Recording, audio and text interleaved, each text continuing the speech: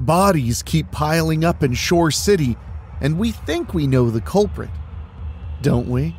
Loralee Hardy is back from the grave after all, and she has no problem taking lives when they get in her way, but things are getting more and more complicated as we head into part 2 of Homecoming Queen Killer tonight.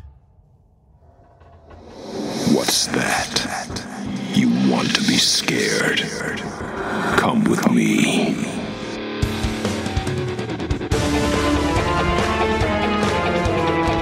You will experience tales of horror, ghosts, and death. It is not recommended for the weak at heart.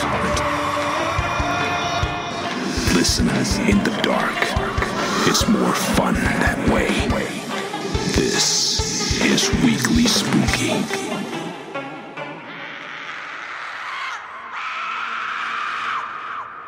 Hello, my spookies. It's Wednesday, and you know what that means. It's time for a little spooky in your weekly. And we've got a good one tonight as we continue to dig deeper and deeper into Homecoming Queen Killer. But before we get to that, I want to say thank you so much for joining us. You know, right now, if you're listening to this, you're one of the diehards. We have a lot of folks who come about in October, November, and December for a little holiday spooky, and I appreciate them a whole lot. But the folks like you who stick around for the mini-series, who stick around to listen through January, February, March, and April, I really do appreciate you guys, and I appreciate that many of you have taken it upon yourselves to sign up for our Patreon for as little as $1 a month to get 2 bonus shows for your money. I really do appreciate it, and the bonus show currently is our series, The Weekend. It's 12 parts, 2 installments per month, and it's about a group of teenagers who go to an abandoned campground and find out that there's a whole lot of vengeance coming for them. So check that out at weeklyspooky.com by clicking on Patreon and signing up today. We have over 100 spookies signed up so far. Join up and help us keep the spooky coming and coming and coming. I also want to mention, as you're listening to this, I am currently in northern Michigan in a cabin in the middle of nowhere, hoping to fend off the Wendigo. But I am relaxing and taking a much-needed break from all things that have been going on in my life, so I hope you enjoy the programming, and I hope you don't mind if I take a small break from Monday shows until I come back and feel all bright-eyed and bushy-tailed. But now, my dear listeners, it's about time we get to the good stuff. We get to part 2 of Homecoming Queen Killer, which I know you're going to like as the bodies continue to pile up. We're going to get to all that and so much more after these quick words from our sponsors.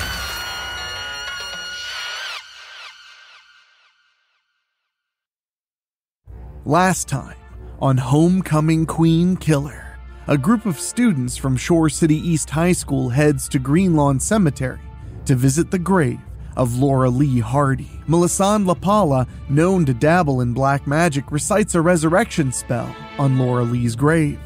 Unbeknownst to the group, it works. Loralee Hardy, the prom queen killer from Strickfield High School, is resurrected. Seeing Melisande from a safe distance, Loralee falls in love with her and vows to win her heart. On Monday, Melisande is nominated for Homecoming Queen, along with 5 others, including the vindictive Reese Claiborne. It's no secret Reese wants to eliminate her competition to win the crown by any means necessary. Reese and Ali Prinz succeed in attacking Britt Speedman at the coffee house where she works. After Reese and Ali leave, Britt is then attacked again, only this time, she's murdered. Having forgotten her smartphone when working earlier, Melisande returns to the coffee house to find both Britt's dead body and a message left to her, written in Britt's blood. And now, Homecoming Queen Killer, Part 2, by Rob Fields. Tuesday morning. Melisande LaPala was still shaken up with the events of the previous night. She didn't want to be left alone and came to school with Valinda Bright, whom she was staying with at the moment. When the girls arrived at Shore City East High School, their circle of friends were waiting for them. "You okay?" Arnie Razor Rathman asked Melisande. "You look terrible." She gulped at Razor's intimidating size. I didn't get much sleep. I kept having nightmares about Britt. And I even slept with her," Valinda added. "Who could have killed Britt?" Deborah Lehman asked. "And why?" Valinda pointed in a direction. "Maybe it was those two bitches." Razor wasted no time and approached Rhys Claiborne and Ali Prinz. He was about to grab Rhys, but Ali quickly intercepted him. "Back off, motherfucker," Ali warned, "or you're gonna deal with me." "You don't scare me, Butch." Razor pointed past Ali to Rhys. "I know you had something to do with Britt's death." Rhys put a hand on Ali's shoulder. "I got this." When Ali moved, Rhys smiled sweetly.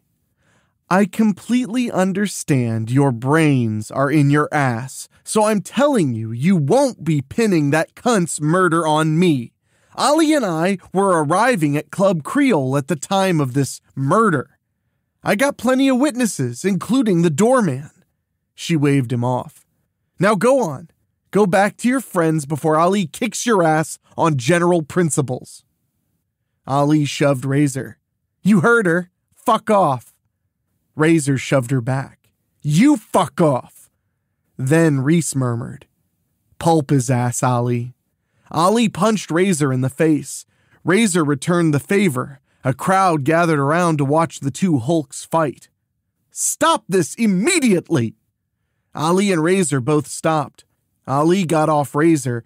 Principal Theodore Gastor marched right up to Razor as he got up. "I should suspend you right now." "Rhys and Ali started it," Melisande protested. Principal Gastor turned and pointed at her. "I wasn't talking to you, young lady. You know what? Maybe I should suspend you long enough to keep you away from that homecoming queen crown." Melisande felt her anger rising fast. Principal Gastor gave her a look that challenged her to defy his authority. He could see her fists tightened and her face reddening. "You won't do a damn thing, Miss LaPaula," Principal Gastor taunted. Then he tightened his own fists. "Get out of my face and get to class. Now, or you can forget about ever coming back to this school again." Principal Gastor didn't see Rhys raising her middle fingers to the group and blowing them a kiss. They knew, even if Principal Gastor did see Rhys, he would have looked the other way. Razor was very upset now. "Why don't you just retire, you old motherfucking fart?" When Principal Gastor pointed right at him, Razor pointed back. "Go ahead, suspend me. I dare ya." Ali wanted to jump at Razor again, but Rhys shook her head slowly. When Principal Gastor didn't say anything more, the group turned away and went to class. Melisande was still seething with anger as she sat down. At the same time, she was happy Razor stood up to Principal Gastor. How many times had Gastor lashed out at her? How many times had she wanted to kill him for it? And then, Melisande couldn't believe it.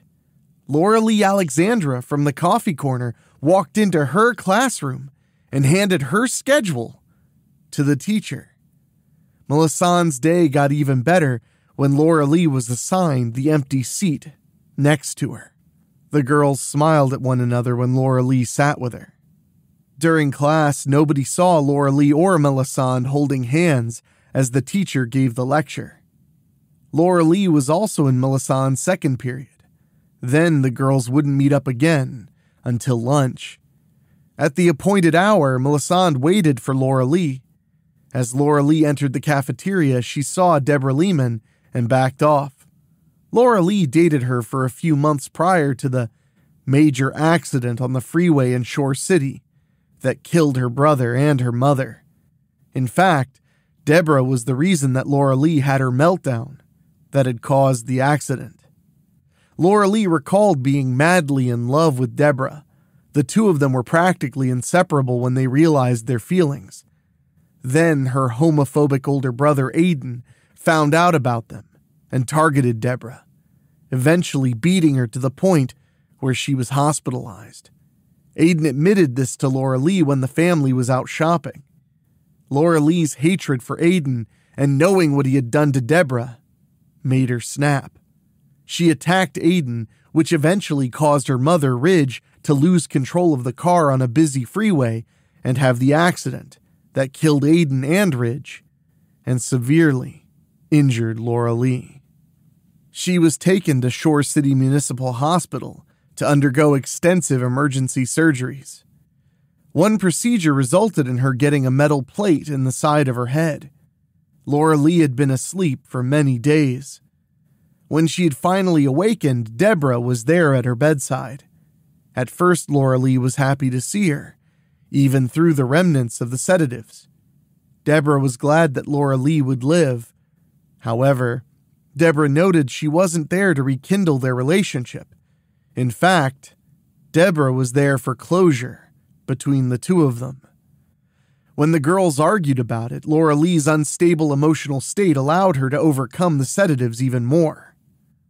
Deborah explained being beaten within an inch of her life by Aiden wasn't worth a relationship with her, cementing the end of it. Loralee begged and pleaded with Deborah to reconsider, but she wouldn't hear it. From there, Deborah left and never looked back.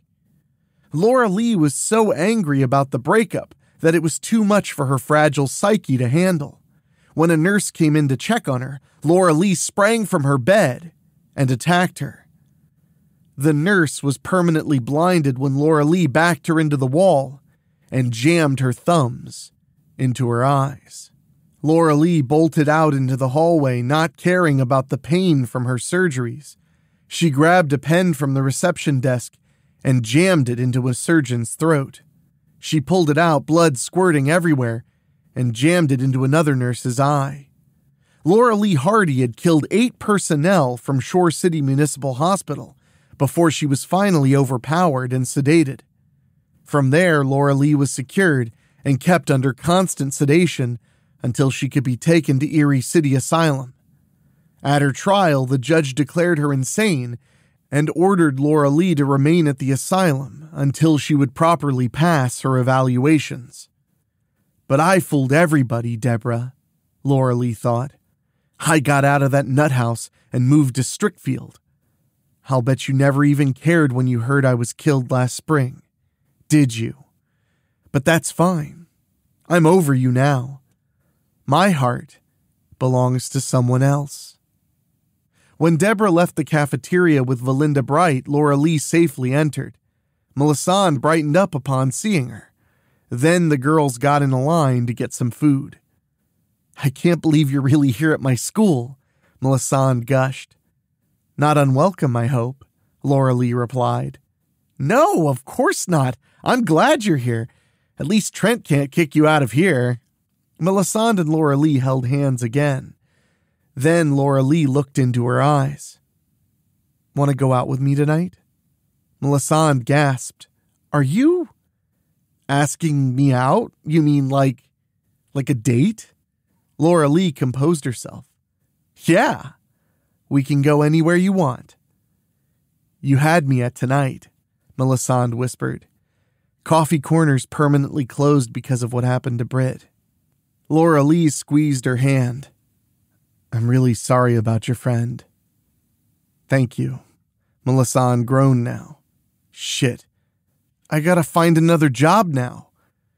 At least I don't have to work with Trent ever again, though. Then let's go job hunting after school, Loralee suggested. We'll go on our date from there. Melisande smiled. I'd like that. Tuesday evening. That night, Loralee and Melisande were on their date. They ate dinner at an Italian restaurant. Afterwards, they went dancing at Wall Street, a same-sex couples club. In all, Loralee made Melisande forget about all the bad things that happened to her at school that morning. She even felt a little better after what had happened to Britt. Thank you for today, Melisande said, as they walked together. I can't believe we both found new jobs today. I've been trying to get in at Roth's Rings since it just opened here. You're quite welcome, Loralee replied. At least we get to work together. Melisande felt herself blushing when Loralee held her hand again. What are you doing to me? Anything you want, honey, Loralee murmured. Loralee guided Melisande into a nearby alley and backed her up against a wall. Loralee gazed into her eyes, knowing Melisande wouldn't resist her. She leaned in, and they kissed. Melisande kissed her back. She had been waiting for her first kiss for so long. Most guys didn't want to give Melisande the time of day because she was a goth, the only goth at her high school, actually. Now, her first kiss was with a girl she'd just met. They shared several kisses in the alley. Loralee wasn't sure how long she could keep her composure. The love she felt for Melisande was elevated now. She truly desired her. When they stopped kissing, Loralee could feel Melisande shaking and wondered if she was moving too fast. She certainly didn't want to drive Melisande away. Should I ask Melisande to homecoming? She thought. Hey, worst she can do is say no. As Loralee was about to ask, Melisandre's smartphone rang. It's Coffee Corner. I'd better take this. Melisande was on the phone for a little bit. Soon she hung up. That was the owner, Loralee. He told me I could come and get my final paycheck. The owner's there this late? Loralee asked. Melisande shrugged. I guess. Might as well get what I'm owed. Come with? Of course. The girls walked to Coffee Corner and went around back to see the door was open. Loralee agreed to wait for Melisande. She went in and called out the owner's name. He just left, dyke. Melisande saw Trent. In his hand was her final paycheck. Don't go away. Weekly Spooky will be right back.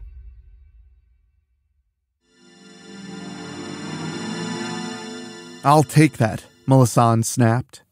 Trent quickly shook his head. You know, bitch, I think I'm gonna rip this check up. We both know you don't deserve a fucking cent. Because of you, this place is a fucking crime scene and ain't opening back up. Yeah, I'm ripping your check up right now. Give me that, Trent, now, Melisande demanded. Trent lashed out and shoved her hard. Take it! Melisande shrieked and fell back. Trent suddenly picked her up again and shoved her harder into a nearby wall. Hey! A voice called out. They both saw Loralee standing there now, looking very angry. Melisande was ready to cry from being both emotionally and physically abused by this pimple-faced bully. Fuck you! Trent moved to tear Melisandre's check. Loralee suddenly drove her foot in between his legs to drive him down to his knees, dropping the paycheck. Loralee snatched it up and gave it to Melisande. Loralee then stopped for a moment and remembered. She now had supernatural strength and pummeled Trent until he begged her for mercy. Loralee threw him to the floor and got on top of him. If you ever come near Melisande again, I'll fucking kill you. This'll be the only time, I warn you. Loralee got up and turned to Melisande. I'll walk you home if you want. Melisande nodded quickly. I'd like that. My parents will lose their shit, but I don't fucking care anymore. Loralee took her hand. I won't let anything happen to you, I promise.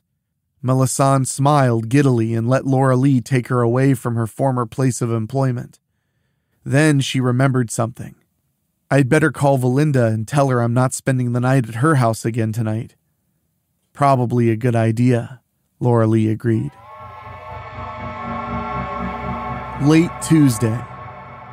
Trent staggered into his apartment building. He was still feeling slight pains in his balls and swore he'd get revenge on Loralee. First, Melisande refused to go out with him when he asked time and time again for dates. Just the idea that Melisande was infatuated with Loralee was a huge slap in the face. Trent never had much luck with getting dates back when he went to high school. Even the girls he considered ugly wouldn't give him the time of day. Then there was that skinny goth chick whom he knew didn't have many friends, and he couldn't even score with her. To add further insult to injury, Melisandre's new girlfriend decked him and made it look easy. He finally reached his apartment and groaned as he put the key in the lock and discovered his door was open. He went in, closing and locking it behind him. He was 2 months behind on his rent. Where would he get another job where he could be both manager and lazy and still be able to come up with rent money? "You fucking bitch!" he yelled up at the ceiling, not caring if his neighbors heard him. "Seriously, you need to just shut the fuck up!" someone called out behind him. Trent turned around. "You? What are you doing in my place, bitch?" Trent pointed past her. "Get the fuck out of here." He opened a kitchen drawer and pulled out a meat tenderizer. Trent suddenly had the meat tenderizer snatched away from him. He raised his hands to try and defend himself, but the tenderizer kept finding his head.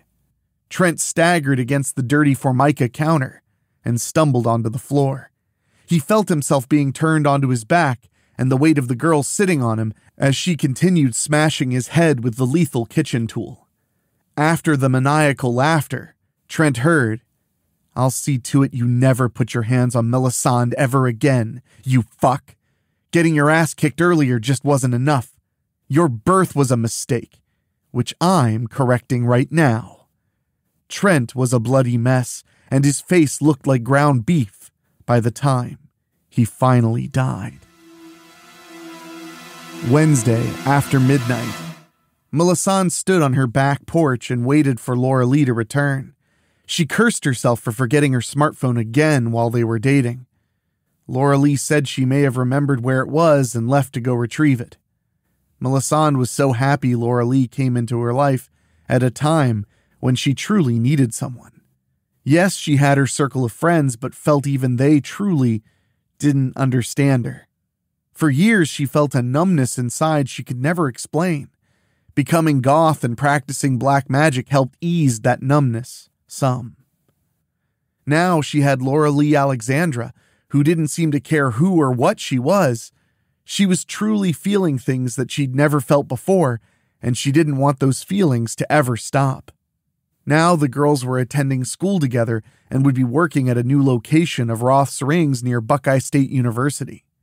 Roth's Rings also had locations in Erie City and in Strickfield. Jerry Roth, the owner, and also the dean of Strickfield University, interviewed both girls himself and hired them on the spot. Just then, Loralee returned with Promis's smartphone in hand. When Melisandre thanked her, Loralee backed her up and kissed her. Melisandre moaned and kissed her back. They shared several kisses before they stopped. Melisandre was biting her lower lip when she took Loralee's hand. "Come in with me." "What about your parents?" Loralee asked, playing dumb. "Don't care," she declared as she opened the back door. After Melisandre brought Loralee in, she called out for her parents. No reply. Melisandre closed the door and took Loralee upstairs. As they stopped outside her room, Melisandre went to her parents' bedroom. She turned to Loralee. "They're not home. Weird. They're never out this late." "Do you even care?" Loralee asked. Melisandre smiled. "No." She returned to Loralee and took her into the bedroom. The girls got on the bed and began making out again. They kissed for several minutes.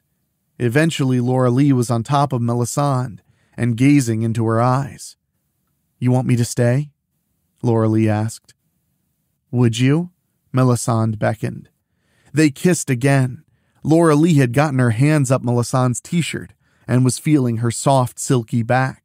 She wasn't wearing a bra underneath. Soon there were no clothes between them. They became intimate with each other for many hours, well into the night. The girls finally stopped and got under the covers. Loralee held her close as they finally fell asleep. Wednesday morning. Melisandre and Loralee walked to school after spending an incredible night together. When they entered the building, Loralee saw Deborah Lehman among Melisandre's circle. Why don't you go on ahead? Loralee suggested. I need to use the restroom. Melisande nodded and went to join her friends. When the group greeted her, she was more responsive. She still couldn't believe how Razor Rathman stood up to Principal Gaster that morning before. When it came to Razor, the truth was, she never really felt comfortable around him. She often wondered if her being a goth put him off. When Razor suddenly looked her way, Melisande turned to get away and tripped over her platform boots. She gasped when she felt Razor's 2 meaty hands under her shoulders and lifting her. She knew she easily weighed as little as a feather to him as he put her back on her feet. When he was in front of her now, all she could do was look up, meekly at him. You okay? He asked. She couldn't tell if he was being sincere or yelling at her. I mean, you ain't hurt, are you? She shook her head quickly and gulped as she scurried off to class. Razor seemed upset as he watched her leave. It was during lunch period when Blake Zerner walked into the girls' locker room after finishing intramural volleyball. I still can't believe Melisande LaPala is being considered for homecoming queen, she muttered to her friends. Or that skinny skank actually has any friends. How'd you get that black eye? One of her friends asked her. Oh, yeah, she's got a new friend now, Blake snapped. That new girl. Loralee Alexandra found me pushing that little beanpole around in the restroom. We got into a fight until Mrs. Zims came and broke it up. Then she declared to her friends, Melisande LaPala is not making it to the homecoming dance. When I get my hands on that fucking Wednesday Addams wannabe, I'm gonna break her every which way I can. The other girls got changed for lunch and left. Blake decided to stay behind and take a shower. She got undressed and got the water running. Soon she was soaking wet and soaping herself down. It wasn't long before another girl was stepping into the showers to join her. Blake rinsed the shampoo from her hair and turned to see. You? Loralee stood and faced her. Yeah, bitch. Me.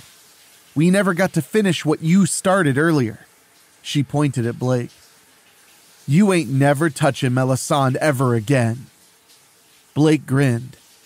Okay, you want to go girl on girl in here? Let's do this. Loralee struck and soon had Blake up against the wall. Then she hit Blake hard in the stomach and knocked the wind out of her. Loralee hit her in the stomach again, even harder, breaking the flesh. Loralee pressed her lips to Blake's as she pulled out her vital organs. Soon, Blake went limp in her arms. Loralee let the corpse fall and rinsed herself off before she left the shower. At that same moment, Melisande was on her way to class. As on the day before, she was snatched up and brought into an empty classroom, where she was thrown to the floor. Then she heard the door closing. Melisande looked to see she was again in front of Rhys Claiborne and Ali Prince.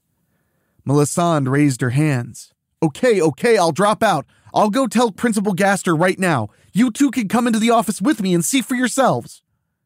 Rhys flashed her pearly whites. I really don't care anymore. I just don't like you, Melisande. Right now, I'm going to watch my girl here beat you within an inch of your life. Babe, you have carte blanche. Ali was on Melisande and yanked her to her feet. Melisande cried out as Ali threw one fist after another at her. Soon, she lifted Melisande effortlessly and threw her at a wall. She was back on the floor and in pain.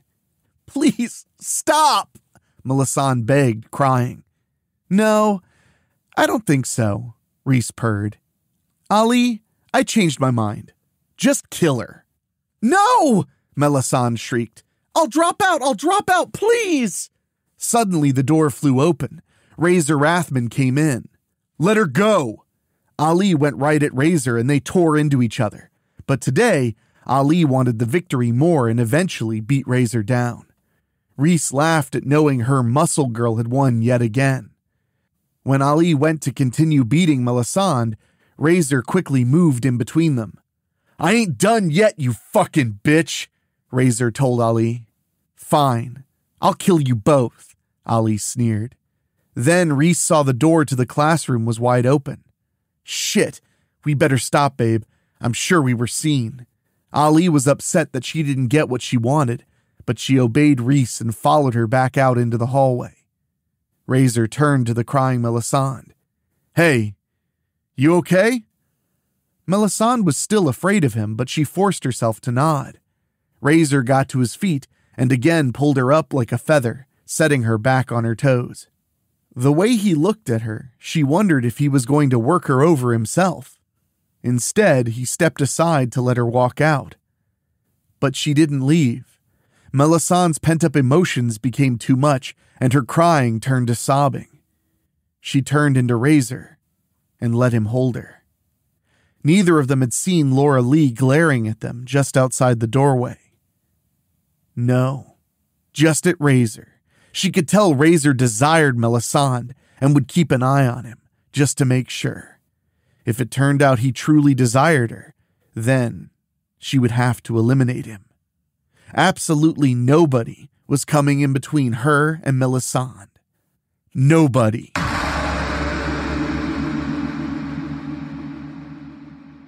Well, my friends, I guess you're just going to have to wait until next week to find out who's next to bite the dust, and is it truly Loralee Hardy committing all of these heinous acts of violence, or is there another killer on the loose?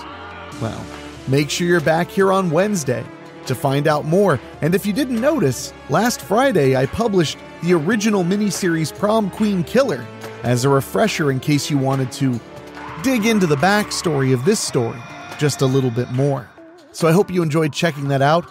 I am, of course, as I mentioned, up in Michigan, way up in northern Michigan, where it gets very, very cold, and I'm taking a much-needed respite after publishing 32 shows in October and 28 shows in December. So I hope you don't mind a little break. I sure do need it. And if you want to help out while I'm away and give me a little love to return home to, well, go to weeklyspooky.com and click on Patreon. For as little as $1 a month, you support the show and get exclusive content every other week. And I want to say an extra special thank you to our Patreon podcast boosters. These are folks who pay a little bit more to hear their names at the end of the show, and they are Johnny Nix, John Callan, Bobbletopia.com, Megan Hua, Jenny Green, Julia Kirsch, Brent McCullough, Steve King, Karen Weemet, Jack Kerr, and Craig Cohen. If you want to join them and hear your name at the end of every show, just go to weeklyspooky.com, click on Patreon, and select any tier at the $15 or higher mark, and you'll get my undying gratitude on top of that. But now it's time for me to, oddly enough, get some relaxation in, but don't worry, you'll have your spooky every Wednesday, and I'll be back before you know it. So, in fact, you won't know it because, unless I tell you, you'll have no idea. That's the magic of podcasting. But thank you all so much from the bottom of my heart. It's been an amazing last few months on the show. So for myself, for my producer, Dan Wilder, my executive producers, Mark Shields and Rob Fields, and my composer, Ray Mattis, I'll talk at you next time. Thank you for listening. Make sure to find your way back next week. But for now, you are safe. Trust me.